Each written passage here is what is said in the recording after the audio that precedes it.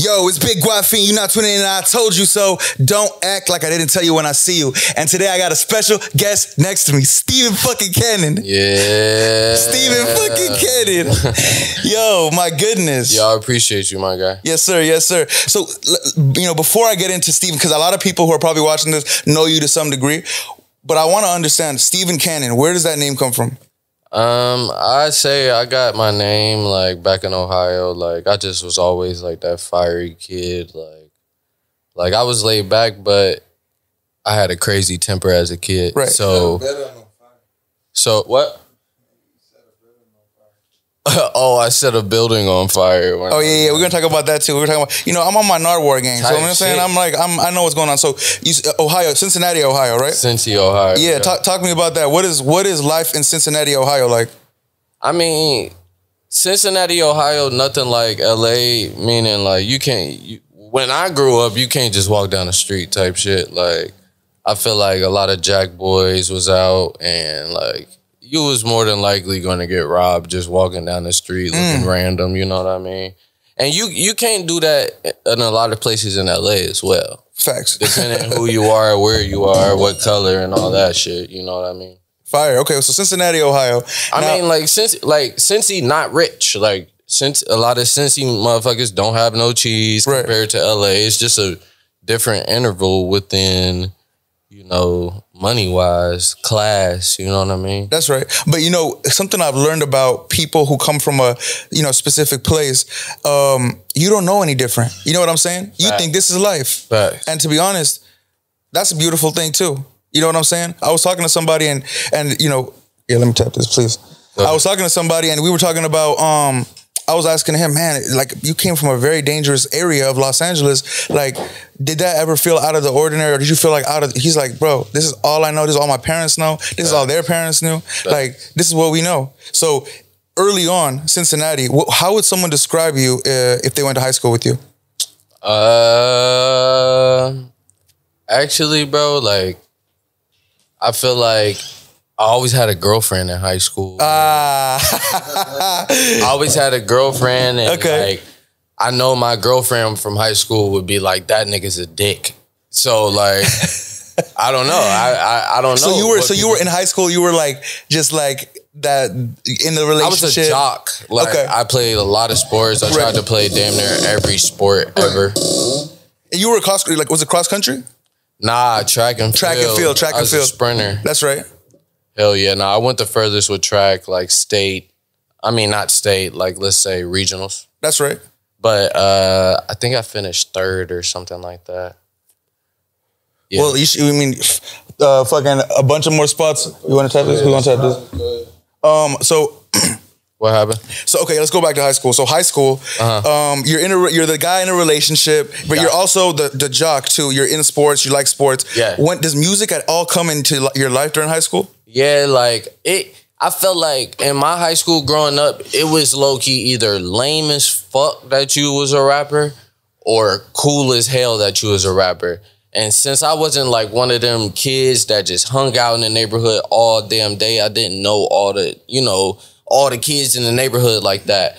I mean, my parents pretty much tried to keep me in the house for the most part. Right, for obvious reasons, what you explained. Yeah, I mean, because I was a very high head as a kid. Like, I mean, I'm kind of like my dad on that aspect. He's military, so I feel like at a young age, I just had a lot of rage built up, and I don't even know why, like type shit. Like, sometimes it's funny you say that. I agree with that in my own life. I'm like my dad in that sense, but I don't think he necessarily taught me that. And to be honest, sometimes I didn't like that shit. Nah, I don't think he taught me that. Yeah, shit, exactly. But I definitely learned that shit from him. You know what I'm saying? But I was gonna say, I think some of it has to do with like genetics, bro. Facts. You know what I'm saying? I believe that too. You know what I'm saying? Like it's something in our blood that like is different between everybody else in this world. So maybe a little bit has to do with that. So you were hot-headed. Were you hot-headed in high school though? Yeah, bro. I mean, like getting into fights and shit? Yeah, I mean, like, I fought all the way through high school. I felt like niggas was having a problem with me in high school. But I don't know. I always tried to step away from the situation until it took me there. And when it take me there, I just be on a different different mindset when it come to that type of thing. Okay. Which is where I get my name. Yeah. Thank you for tying that back. Yes. Steven fucking Cannon in the building. Yeah. Okay, so then so we were talking about the music. You were like, oh, it's either cool as fuck or lame as hell that you're a rapper. Where did you fall on that spectrum? I mean, when it like during high school, I feel like motherfuckers in high school would consider my music lame in high school. Okay. But then I made a group called The Fashion Gods. Okay. And I never dropped that shit in an interview before. Thank you. And The Fashion Gods was a rising group in the city. You remember The Fashion Gods? That's crazy. Thank you. Yeah, so shout out them. The Fashion Guys. Like, oh my mama. Well, let me tell you. I mean, I want to give him credit, but I also understand. Right facts. Okay. So the Fashion fucking Gods. Okay, yeah. Go on. So the Fashion Gods was a group and we were mildly influenced by like A$AP Rocky, like Odd Future. That was us. Like we pulled up the crew with like 7 artists, like 8 artists. You know what I mean? We had a female artist. We had a cameraman. Like we was the everything. And one thing about that side of the group is that we were all in the jerk movement. Yeah. And what year is this? Bro, this 2012? 11? Yeah, like 2011, 12, okay, so we're the same 13. Age. All right, cool. When the shit was the shit, bro. Yeah, I was there. I lived that era. Well, that was the whole reason why I even wanted to move out here. But like, I could never dance like in that shit. So I made jerking music, bro. Wow. Yes. I went by a different name. What was that name? LEG. LEG. LEG is the first 3 letters of legend. Leg. And yeah, like that shit was lit. That's how I met Two Tone Twins. That's how I met a lot of motherfuckers out here. Prince Nasty. Shout out Two Tone Twins. But yeah, like okay, so now you got some motion going. Now that means I'm clearly older than a lot of these niggas, so I've been around for half a second. Yeah, no, I mean, I was looking at something I like doing is going into someone's SoundCloud and going all the way to the first track and seeing how long have they been rapping. You've been rapping for 10 years, gang. Yeah. You're a veteran. I've been in LA for 10 years. Yeah, and you've been in LA for 10 years. Yeah. So then let's go back to Cincinnati. You're bubbling, you're in this group. And okay, you at a certain degree, you were like, I don't feel like everybody really fucking with me like how I think they want to fuck or how I believe they should fuck with me. So you're like, I'm gonna fuck around and go to LA. Was that the notion or what made you make that decision? So like I wanted to use like LA as my leverage to do music, but my parents wouldn't let me go without college. So I came out here, enrolled in colleges, you know what I mean? But it didn't work out. I dropped out. Right. But when it comes to like the rap group, like when I told them niggas I was going to LA, I kind of wanted, everybody to move with me. But, a lot of motherfuckers ain't really financially stable to be up and moving to LA because another nigga did it. Right. And at a young age, I really ain't even understand that. You know what I mean? So I felt like I got mad at the rap group. Like there was this one instance right before I left that I had booked us all a show. We all showed up, but somebody was mad or something was happening and half of the crew couldn't get a mic. So like they all left and I was just standing there alone. So from there, I just kind of took that as like, let me a sign. Yeah. Begin a different journey, like type of thing. But I was going to LA regardless. Yeah. Okay, so you make the decision. You're like, I'm gonna go to LA. I'm gonna tell my parents I'm going to school, but really I'm gonna chase this music thing. Fact. So now you touch down to LA. Exactly. What's the story there? I mean, where'd you land or where'd you stay at? So thank God for my nigga Eris Ray here is that I was going to school in Long Beach, but my dumb ass didn't enroll in the student housing like quick enough or something. Okay. So I enrolled into college and didn't have anywhere to stay in California. So then I hit my nigga, Eris, and he had a room for me in his, 3-bedroom, 2-bedroom apartment. Okay. And that's where I was for literally majority of my first 2-3 years in LA. Wow, what a blessing. What a blessing. In Van Nuys. I mean, I don't know if it was a blessing. But it was a blessing. It was a blessing because I guarantee my first week here in Cali, I spent everything I had.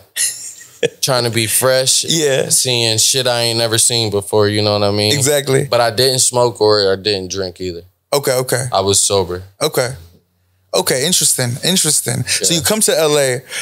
Let's talk a little bit about this. Who? Because now you're basically coming here for music. I want to understand who are some of your early people that you remember saying, "Wow, I love rap music." I mean, I live off of Nipsey Hussle music. I live off of 50 Cent. I live off of Biggie. Yep. Those are your three? Those are my big three. Whew. And a hard, close, come up would be Mac Miller. Right. I love Mac Miller music. I mean, like, I'm an early Mac Miller fan. Yeah. I came in like Blue Side Park, the big one. But I was there like when he was like rapping at the lunch table in high school. My boy Louis put me onto his music pretty early, so I just kind of rode because he was like what we were in high school, but on a white boy level. So it was kind of cool. Yeah. But yeah, like I come from like where skating was hot.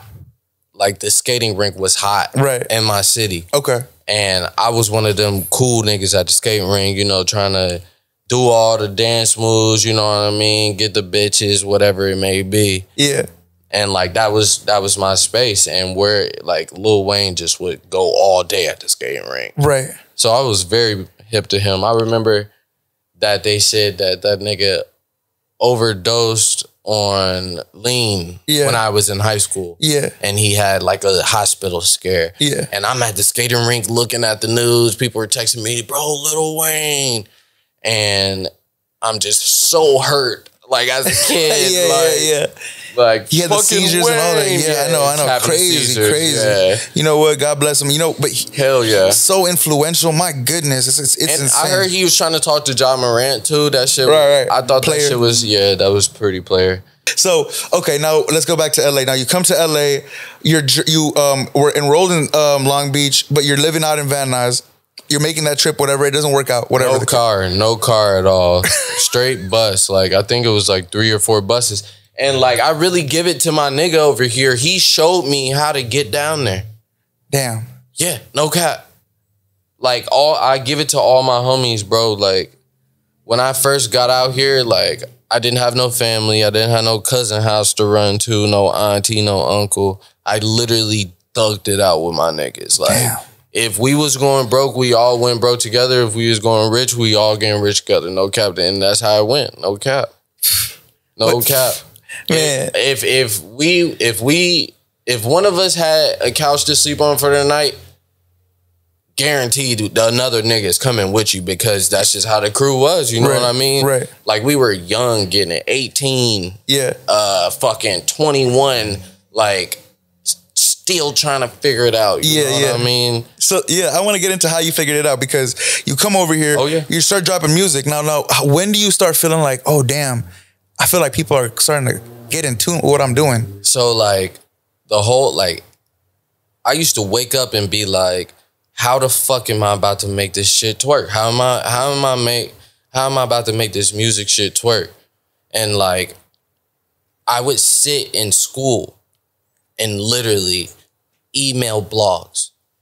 I would look down niggas' Twitter followers, tap on niggas' names, see what they're doing. If they're A&R, send this nigga my music. Even if I knew it was shitty. But I felt like if a nigga knew my name enough, I could just keep tapping it in, you know what I mean? And I finally caught my first little wave. And my first song that went big was called Zan Man. Right. And that's when I got tapped in with you. Yeah, to be honest, that's bro, Zan Man. I'm a motherfucking Zan Man. I got Zans. Yeah. So I felt like it caught me a little bit wave, you know what I mean? So I started doing my own shows. Yeah. Bro, I was on Twitter and like I was just tweeting nonstop. Then I was like checking cities. Yo, if I threw a city here, who would go? Like this post. You know what I mean? And the first show was like Michigan. Wow. Or Arizona, bro. Straight off a Twitter post, bro, selling out a house party. The house party was so insane. Yeah. The police gassed us. What you mean gassed you? threw tear gas. You lying. Because nobody would come out. And they broke the windows of the Airbnb, everything. Fuck. Yeah, bro. So that shit was lit. On my mama. Damn. I didn't know nobody out here, and I wasn't good at approaching bitches, talking to bitches like, sure. Hey, how you doing? Let me get that number. No, that wasn't me, bro. Right. I feel like I had to really show a motherfucker who I was, even though I wasn't from here, you know what I mean? And make some kind of noise. No matter if it was here, Ohio, Michigan, Texas, Japan, wherever it needed to be, I felt like I'm going to reach there. Yeah. It's a lot of dedication. I felt like that just went into it. That was really it. You know, because, okay, here's something that I want to key in on what you just said. You were going into the interwebs trying to figure out what it is that makes people get hip to new artists. You're aware of that. You're in Los Angeles. Nobody else is here. Like, you can't call. You don't have an auntie to call. You don't have a cousin to call. Nobody. You're over here thinking, okay, I already have the song. It's kind of going up. Now I got to do shows. And the way you do it is through the internet. Yeah. The internet. Yeah, bro. I mean, and that was before the TikTok. That was before Instagram Reels and all of that shit. So I felt like at that point you had to do a lot of groundwork. Like, there's a lot of spamming niggas DMs with my links and finally niggas respond. Like, you know, that type of thing. Sure. Like, because that was a prime SoundCloud era too. It was prime SoundCloud era, and I mean, we were in the right time to capitalize it. You Facts. Know what I mean? Facts. The only thing we didn't do at that time was get face tats, or you know what I mean, or go to jail for dumb shit. But like, I don't know, bro. We capitalized at our biggest point. We tried. You know, so, okay, you guys capitalized, but now here's what I want to understand. You're doing these shows. When does LA get hip? Because yeah, I want to get into that. Yeah, so around a certain time, we met a guy that is like one of my closest friends now. His name is Kinfolk John. Okay. And Kinfolk John had been out here for a second, and he knew like how to get venues and shit like that. And Eris and all of my homies were really tight with like a select few in LA. So we put on our first show with John and them, and it sold out. It did really well. Just inviting our friends, whatever, $2 entry, right. $3-4 entry. You know what I mean? Like, we're performing in an old chapel. Right. So like, we're putting on these shows, bro. Yeah.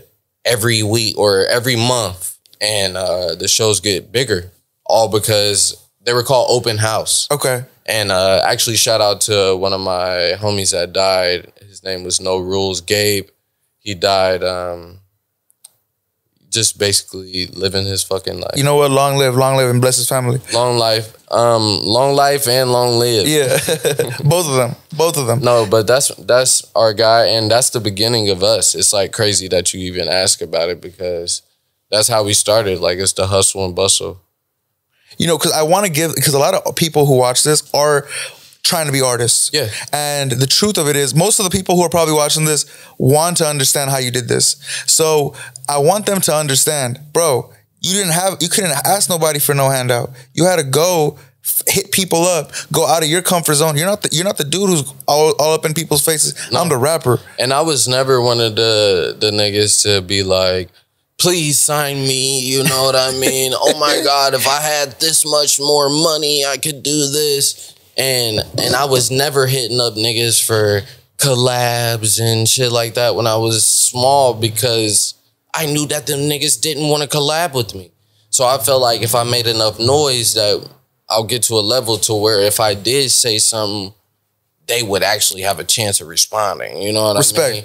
So I just always treat it like that. I'll always thug it out, no matter what, team or not, you know, if it's good or bad. So. Yeah, because at the end of the day, no one's going to believe your dream like you. On my mama. You know what I'm saying? On my mama. So a lot of people, you can't depend on nobody out here. This don't even matter about no rap shit. In life, this is the hard, not even the hard reality, the beautiful reality is that you get to go to sleep in your own mind. You know what I'm saying? Conscience is something that we get to keep. And so No, you putting out that effort to let the world know who you are and what you got going on is amazing. Right. I want to go into, okay, you're doing the shows. Is at this point, is that when you link up with Lil Xan? Okay, so yeah, damn, we're going down the perfect timeline. So after making all that noise, I have finally found a promoter, and that nigga Made in Tokyo, Made in Tayo. Yep. That nigga was popping at the time with Uber everywhere. Like his shit had just came out a few months before. And since I was, you know, on that hot wave, I made Zanman remix. I put Lucky on that motherfucker. Me, Zan, Lucky, and my nigga Macnair. We all knocked that shit down. And they asked me to open up for Made in Tayo. Okay. So I hopped out this bitch car. I was talking to this bitch named Ivana. And I dropped her name and the shit. Damn, fuck it. I was talking to this I'll bleep it. Don't worry about it. I dropped her name in this shit, but fuck it, her name Ivana. I hop out the whip, boom.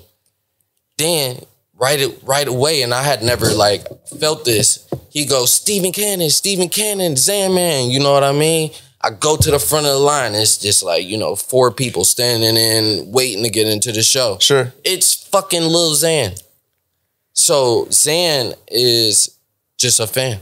Right. He's like, we came here for you. Right. And bro, I have 5,000 followers on Instagram. And he's like from like fucking Redlands, California. He drove from Redlands, and that's what he said. And I didn't know where the fuck that was. I'm still brand new to Cali. Right. But this is like my 3rd year. Right. So like I'm fresh out here. Second, then whatever, we go on the show, we chilling, and what do you call it? The green room. Yeah, like the green room or the outside smoking section. Sure. He come up, he like, bro, I'm a fucking photographer. I'm like, bro, let's shoot some shit. Yeah. You know, whatever. We take pics, whatever, take a pic together. Then bro was so consistent. He kept coming back. My next show, there. My next show, and which happened to be a show that my boy Kim Folk John threw. He's there. He comes in the show, he has a camera. He's like, bro, I just spent all this money on this camera. I'm really about to go in. This nigga put his camera behind the podium in the middle of a rap concert with hella people around. So he want to turn up with me. We turned up to my song, Zan Man. After that, I go look for his camera because the whole time I'm performing, I'm so worried about it. Yeah. Then we check behind the podium. He like, that shit gone. Gone. And I was so hurt. And like, we didn't know what to do. Like, I was broke as fuck, bro. Like, real talk, no cheese, no paper in my pocket. Yeah. Like, we did everything we could to, like, shit, I think we even started a GoFundMe for this. Yeah, like some shit like that, bro. Like, we started a GoFundMe and could just never raise enough. So, I don't know. I think one day I heard him hop on one of the homie songs on some fun shit, and I was just like, that's that nigga? He's like, yeah. And he ain't had no name yet. He was just, that's that nigga? Like, the homie. And I'm like, fuck it. Then we're in the studio. I'm like, bro, I want to write some songs for you. That's what I'm telling him before who he is. Yeah. And this nigga pops at the studio with a face tat. Which one was it? It was candy under his eye. Damn. And that is cold. Yeah, bro. He just shows up to the studio with candy under his eye. And I literally take my glasses off, cuz I look him in the face and says, what the fuck are you doing? Right. And look at me. Yeah. No, yeah. Because at that time you didn't have any. I didn't have any face tats. I barely had tattoos. I think I had like 4 or 5. Okay. I had light tattoos. Like I got my first tattoo at like, what do you call it? Like 12. Yeah. 13, nigga. I got my first tattoo, Legend, nigga. Damn. Like the rap name. Yeah. Okay. A Legend at fucking 13, 14, whatever. And my mom took me in there, and to be on some OG shit, I think she even held my hand. Keep it. Damn, that's crazy. Yeah. That's crazy. Swear to God. And it's the fact that you put Legend on my arm. There's a very first tattoo. And now that I think about it, now that I think back to it, nigga, that's crazy that was my first tattoo. Straight up. Straight up. You got that shit tatted. I got Legend tatted when I was 13. Man. Because I made a bet with my mom before the track meet. Like, yo, I'm about to beat this record here. And if I do, you're going to take me to get a tattoo. And she agreed to it, but she just didn't, you know. In the back of her head, she knew that I was probably going to do it. Right. But she didn't know I was going to do it. And she didn't think that I would want the tattoo. Yeah. Nigga, I stayed up all night watching tattoo videos. Nigga, I woke up the next day like, let's get this tat, nigga.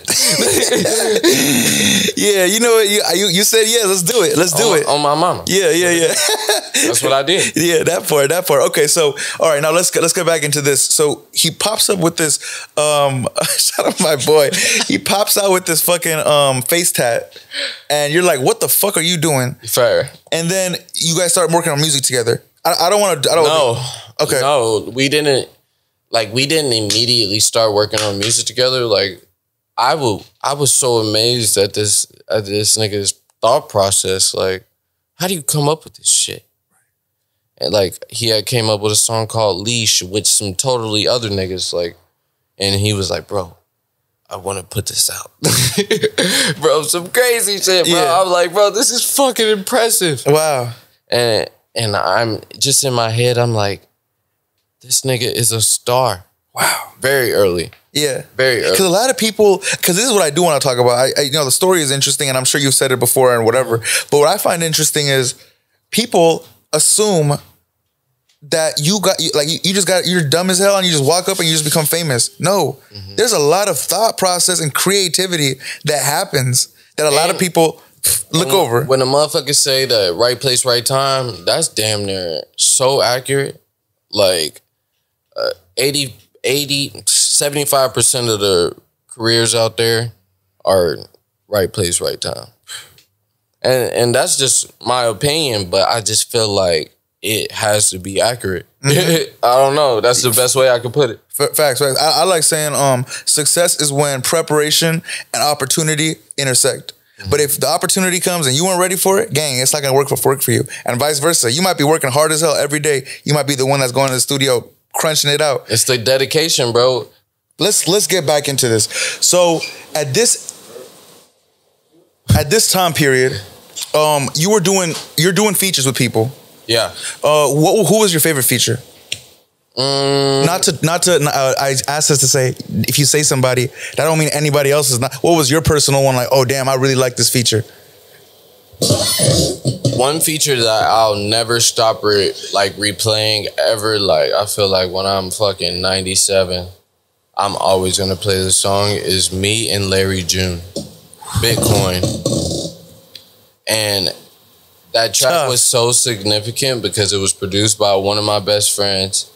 And he snapped crazier than I did. And it's like, when you getting smacked, when you getting toe up on your own fucking song, yeah, it's just a different feeling. Oh my God. Oh my God. Cause this shit, cause the reality is this rap shit is not like any other genre because of the fact that this is a sport. We really play this like a sport. Yeah. You know what I'm saying? It's adrenaline. Yeah. When I'm in the lab doing my shit, nigga, I'm the best. That part. You know what I mean? When I wake up and listen to that shit, I might feel a different type of way because I ain't in my zone. I'm just waking up. Yeah. You know what I mean? But when I'm on that mic, my nigga, that's how I feel. I feel like that nigga. Like, nobody can touch what I'm doing, even if it might not be my best work. You have to believe that. You gotta get in that mode when you trying to do this rap shit, when you trying to achieve something, get in your motherfucking bag about it. Like, take it serious. And that don't necessarily mean going to get a face tat. Right. That don't necessarily mean going to spend all your T's on the chain. That don't. Get on your grind. Dude, you know, get on your motherfucking grind. That part. I want people to understand that you really do this rap shit. I want people to understand this. So right now, Hollywood Freestyle, episode 1.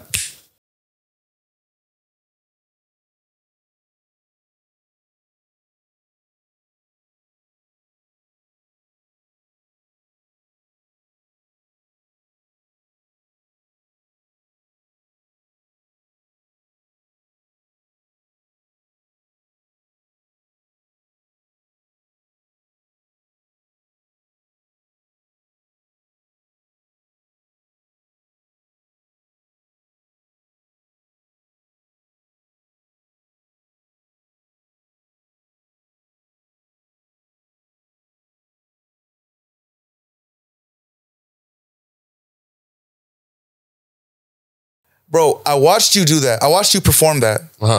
And you're an animated person.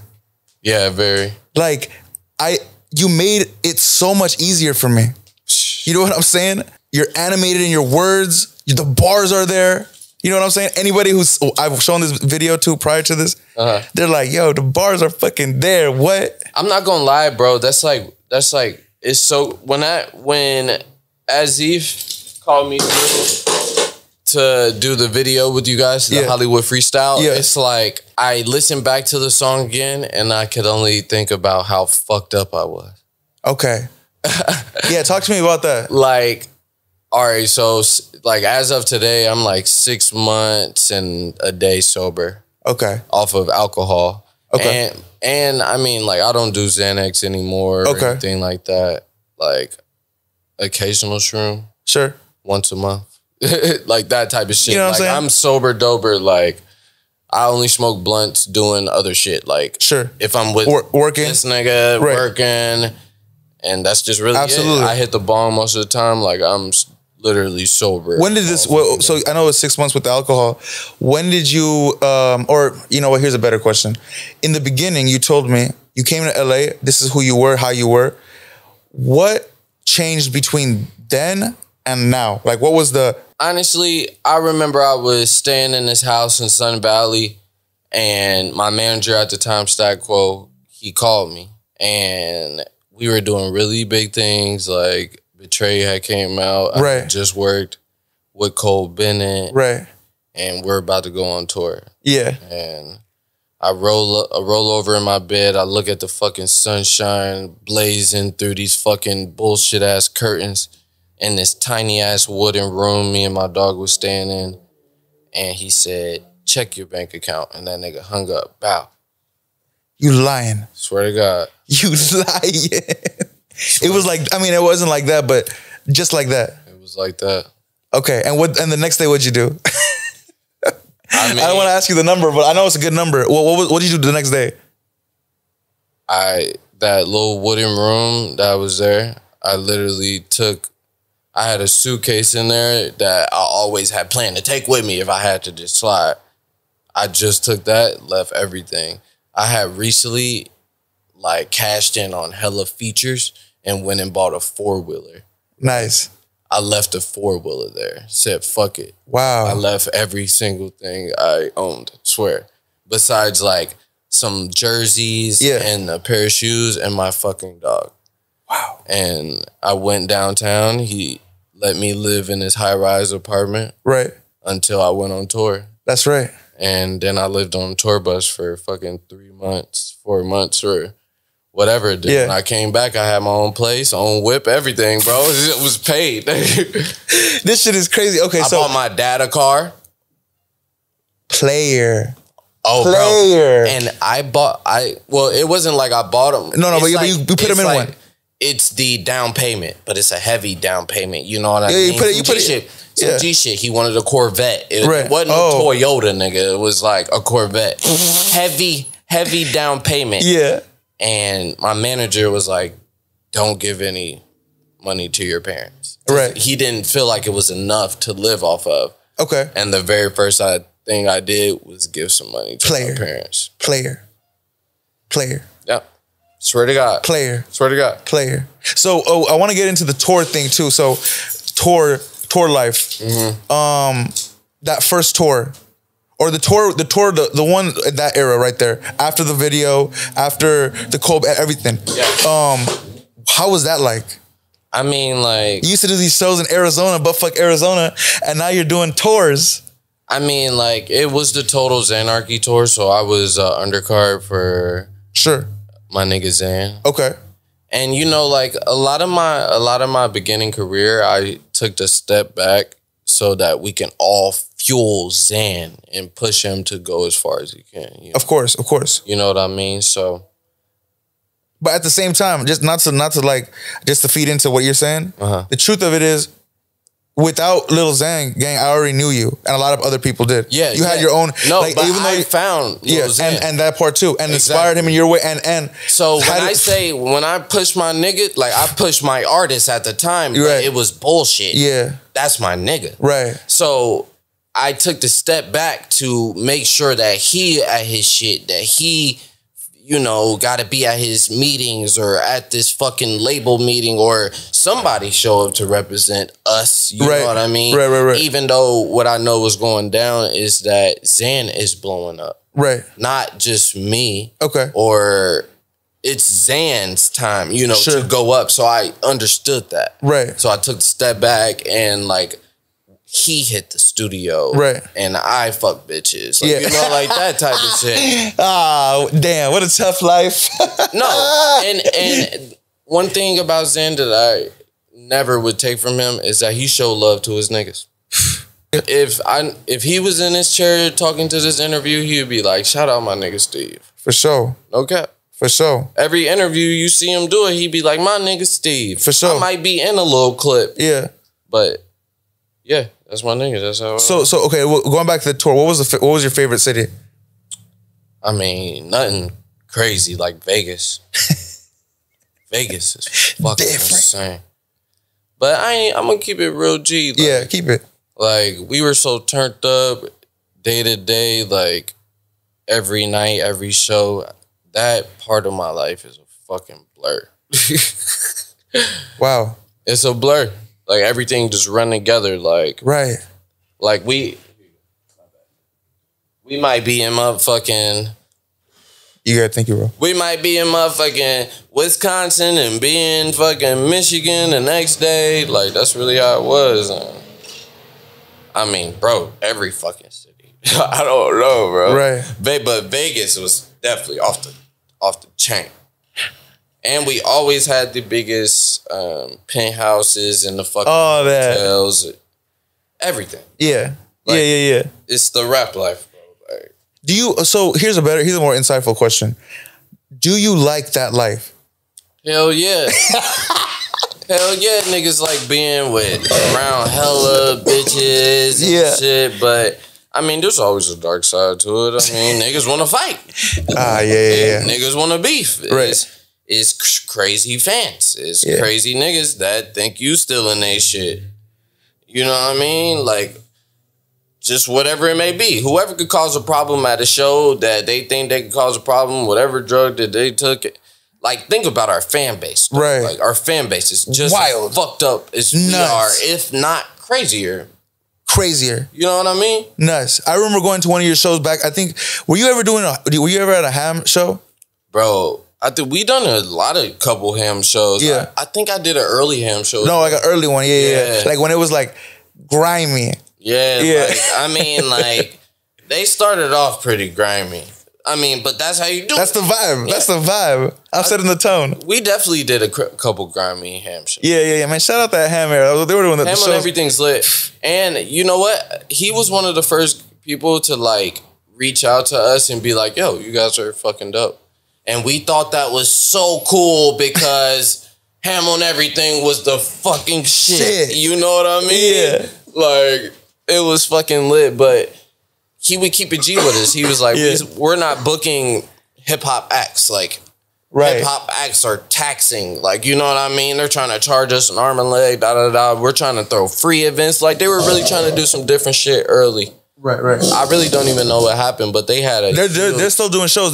Now what they're doing is more DJ stuff, underground DJ, and rave that's what type they vibe. wanted to do. Yeah, what an era, man! God damn. Hell yeah. Well, who are your favorite artists in that era? Like the 2017. Sure. I mean, low key. Even though I'm in that scene, I always just listen to hood niggas. Yeah. I have no, like, Young Scooter. Yeah. Like, I love Young Scooter shit. Yeah. Chief Keef was harder to me at the time. Like, always Lucky. I've been listening to Lucky for a long time. But, I mean... Pee Wee Longway. Pee Wee Longway, bro. My nigga. Hood Rich, Quan. Man. Bro, and shout out to my nigga Danny Wolf, too. Wow. Yeah. What a name. I love Danny Wolf. Man. I love Danny Wolf. Yeah. That's my guy. Y'all have some records, a lot of records, right? Yeah, we have a lot of records, but they didn't do as much as I wanted it to. But I fucking love that guy. Yeah. Anytime I'm in Atlanta, that nigga lets me come over his fucking house and I just be in there like, bro, your shit is so fat. Like, pause, bro. Your crib. Yeah, your crib is, that's crazy. I fucking love Danny Wolf. Man, that's dope, man. Yeah, damn, what an era. So, okay, who else? Trippie Redd was lit at that time. Yep. I'd never forget Larry June. You know what? Matter of fact, Larry June was my favorite artist of that area. Wow. Of that era. Yeah. Swear to God.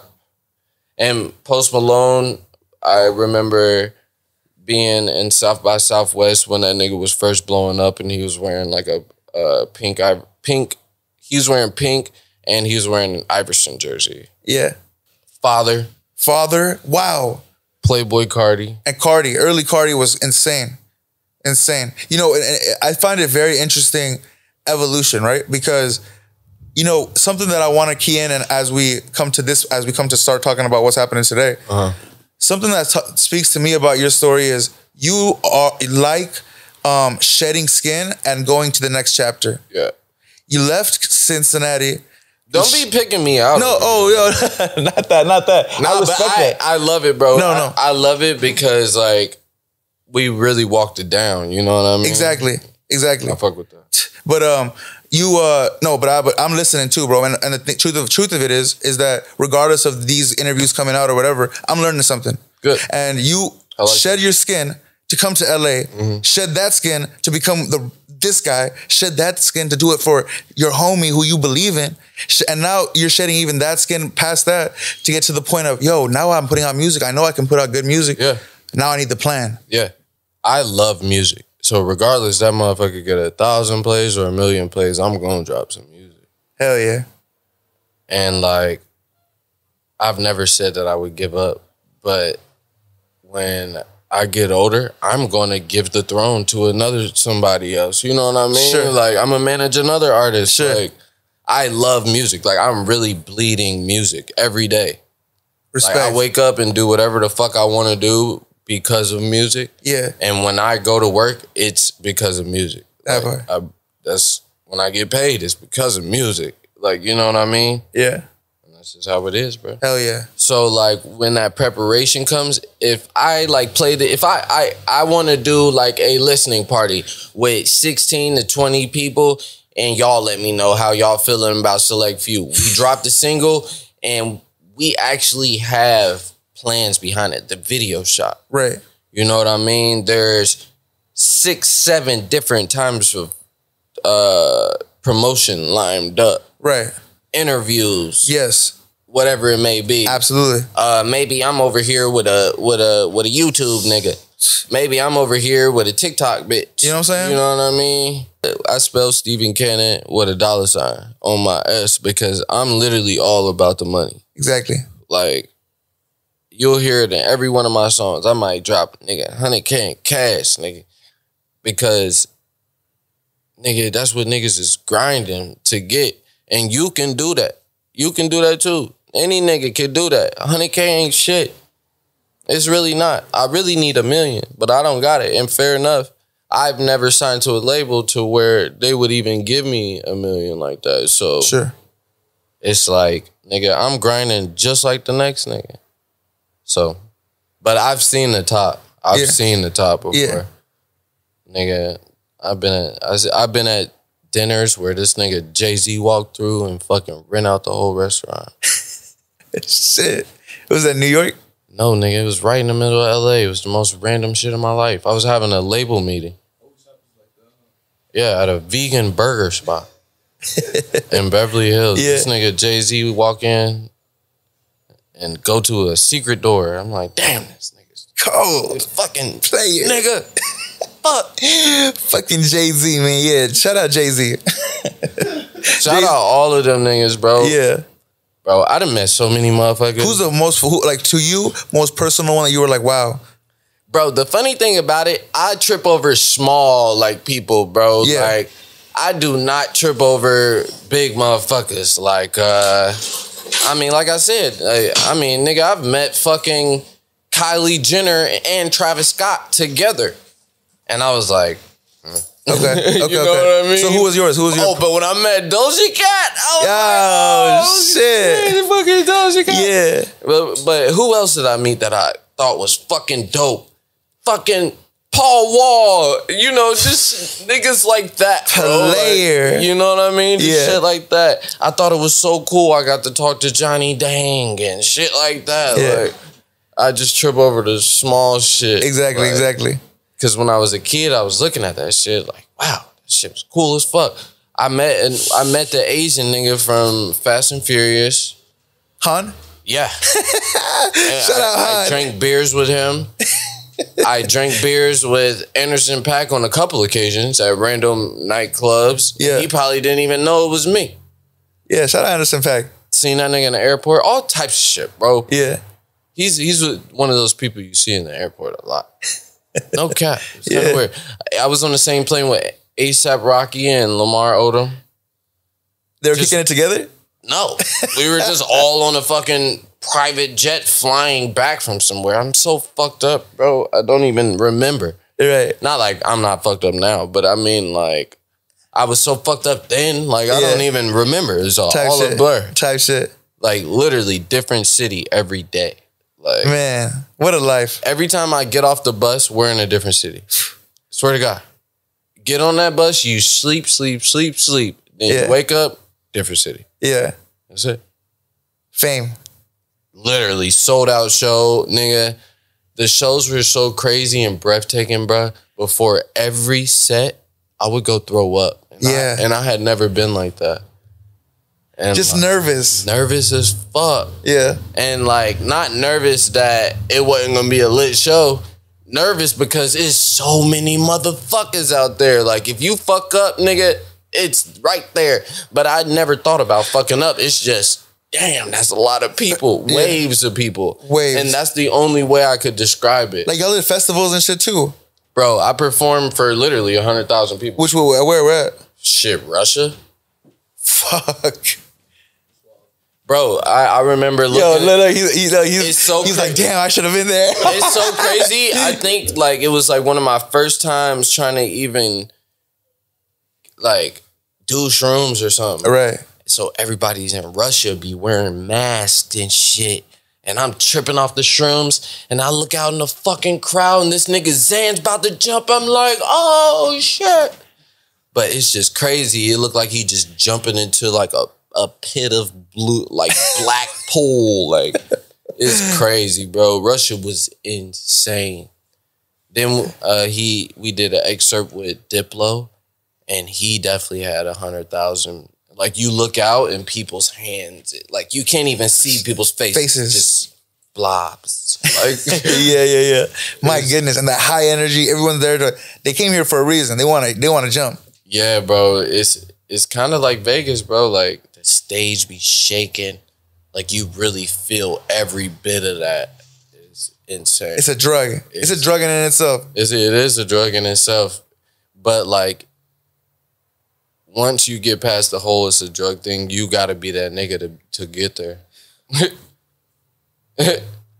You gotta Facts. like you could get the rush from being on stage, you know what I mean, with your 6 people in the crowd, but to really get that rush, you gotta be that nigga. Yeah. You gotta be around them niggas. You gotta somehow work your hand into the industry. This is how I talk to myself, bro. Yeah. This is like when I wake Well, up. you're sitting here, man. I told you so. Come on. When I wake up in the morning, bro, like Yeah. I immediately get to thinking. Yeah. I wake up at 6:30 every day. God damn. But like sober mind, bro, like I'm not fucking drunk thinking about it the next day from the club.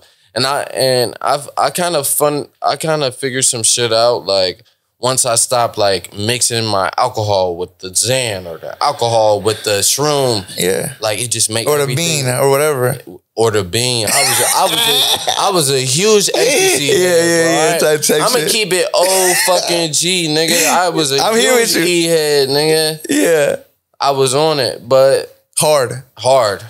Very hard. Like I lost teeth to ecstasy. Cause my shit would grind and you would just bend and the bitches would break. Like, you were off the, you remember the Tesla era? I was on the Supreme bar. Oh yeah, for sure. These are early ones. We're talking about early, you know what I'm talking about? Like, that era was a different era too, but you're right, the alcohol mixing. Go ahead. Yeah, and it's always mixed with alcohol. It was just never by itself, you know what I mean?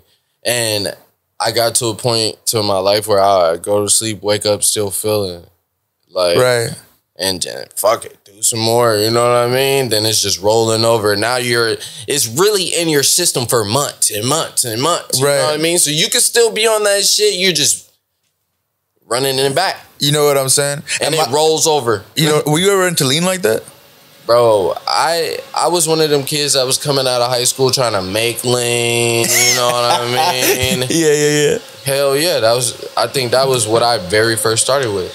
I started drinking lean before I smoked or drink alcohol. Man, it's just that, man. Like, you always want to say fuck work when you're working a real job. Type shit. Type shit. If you don't love it, you're not going to want to do it. You know what I mean? Exactly. And one thing I've understood from you is you love this shit. Oh, I love You love this shit. You're willing to die by this shit, to be honest. Bro, you know what I'm saying? I haven't already. You know what I mean? Like, and I'm not even trying to be like that, but like, niggas is grimy out here. You know what I'm saying? But your soul is in here. Your soul is in here. Yeah. You know what I'm saying? I respect that. I'm gonna make music forever until I die. I mean, I'm gonna make money off of music until I die, but like, I might shoot you a 60-year-old verse. I'm never, until I lose this motherfucking voice. Yeah, that part. I'm gonna keep talking, right? My brother, I really appreciate you sliding through today. I really appreciate it. I got some good stuff out of you today, man. I appreciate it. I appreciate it. And we're excited. And whenever you drop that next song, we're gonna put it on our playlist. It's gonna be the #1 song on our playlist. My God. Yo, and like you guys see in the freestyle video, if you guys want to watch it again, there's another video for that. But my guy, thank you. Steven fucking Cannon in the fucking building. Yo, it is Big Guap Fiend. I told you so. Don't act like I didn't tell you when I see you. And we are out. Woo. Honestly, bro, I haven't talked this much in a long time.